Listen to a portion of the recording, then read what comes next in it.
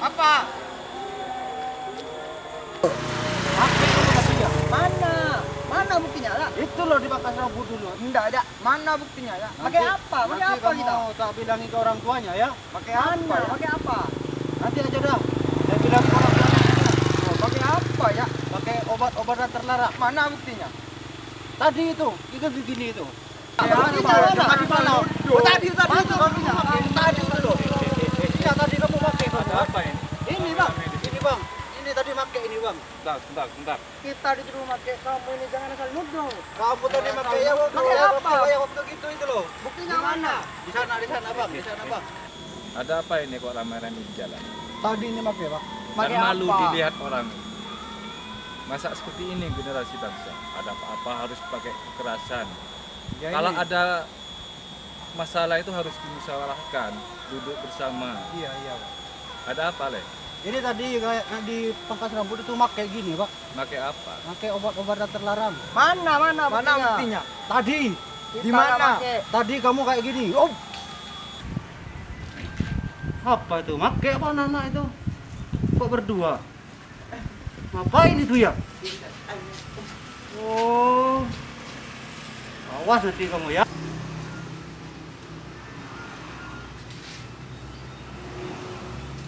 Yang gini itu. Iya.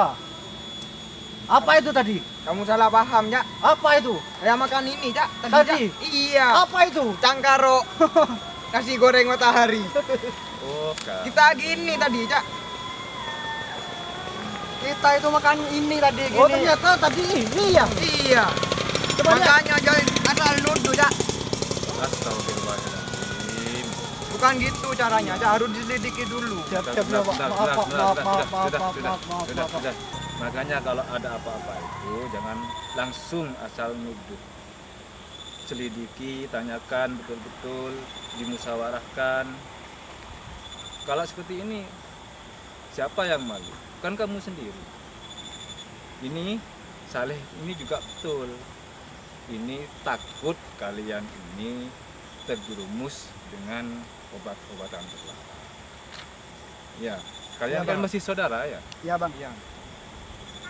Ini tidak disalahkan.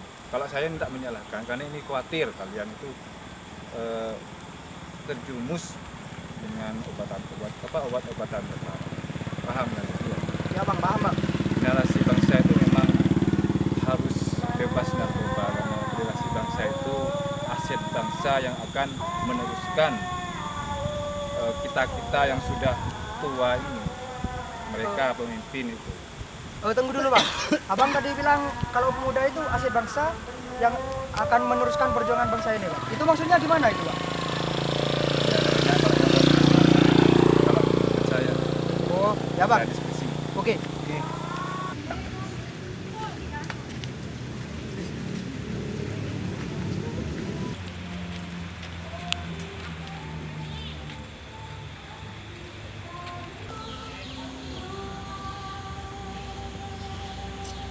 Ini saya mau melanjutkan pembicaraan yang tadi, Bang. Abang bilang kan tadi kalau pemuda itu adalah aset bangsa yang tidak boleh terjerumus ke dalam narkoba. Itu maksudnya dari aset bangsa itu gimana, Bang? Ya, generasi muda itu aset bangsa yang harus bebas narkoba. Karena kita ketahui sendiri bahwa narkoba itu sudah marak, bukan hanya di kota-kota besar saja, peredarannya itu sudah merambah ke desa-desa. Yang kedua, banyak sudah dampak negatif yang ditimbulkan oleh penyalahgunaan narkoba. Yang pertama, kematian. Yang kedua, hidup tidak produktif. Yang ketiga, orang yang mengkonsumsi narkoba itu biasanya temperamental. Temperamental itu sedikit-sedikit marah, sedikit-sedikit. Yang kelima, degup jantung itu berdetak dengan cepat. Nah, itu yang bisa menyebabkan kematian seseorang. Sel-sel tubuh rusak sehingga otak juga bisa tidak produktif Ya banyak, bahkan kita ketahui, kita temui akibat-akibat dari konsumsi narkoba itu hingga mengarah kepada kematian. Nah, kalian kan aset bangsa yang akan meneruskan generasi bangsa ke depan. Ya, nanti kita yang sudah tua-tua ini, pemimpin-pemimpin yang sudah tua-tua ini kan tidak akan hidup selamanya. Yang meneruskan nanti kalian. Itu maksud saya, generasi muda itu merupakan aset bangsa yang harus bebas narkoba. Nah, kenapa negara Indonesia itu sangat melarang penyebaran narkoba, penyalahgunaan narkoba. Ya itu alasannya. Kalau menurut agama itu gimana tuh? Nah ya, ini sangat bagus sekali ini pertanyaannya. Menurut agama itu memang tidak pernah ada dalam hadis ataupun ayat Al-Quran itu tentang larangan mengkonsumsi narkoba. Karena masalah narkoba ini masalah baru dalam agama Islam.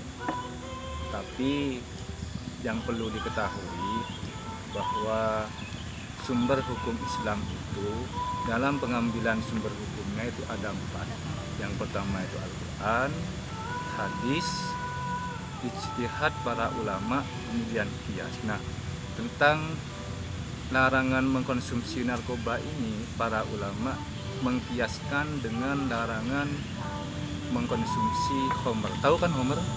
Tahu. Khamr itu artinya minuman keras. Kenapa?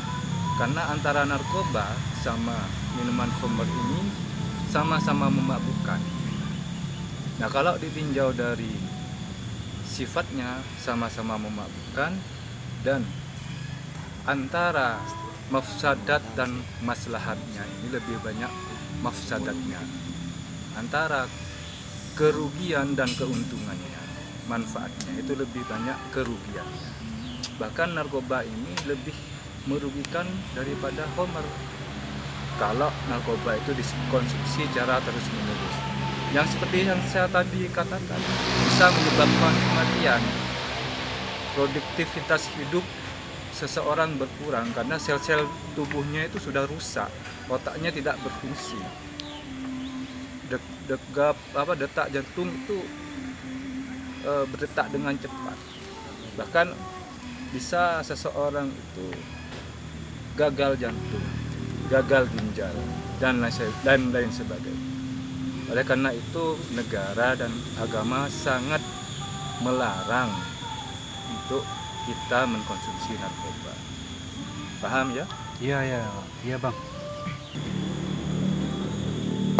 Bang, kalau mau daftar militer gitu bang, apa harus tes urin bang?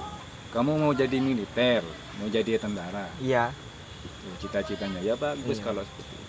Makanya harus bebas narkoba, ya. Iya.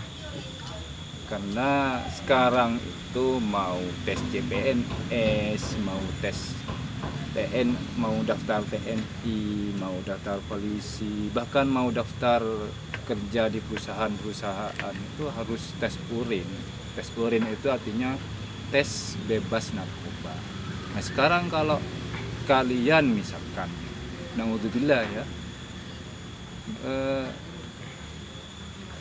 hasil tesnya misalkan positif narkoba, kalian mau jadi apa? Mau jadi tentara tidak bisa, jadi polisi tidak bisa, mau tes CPNS tidak bisa.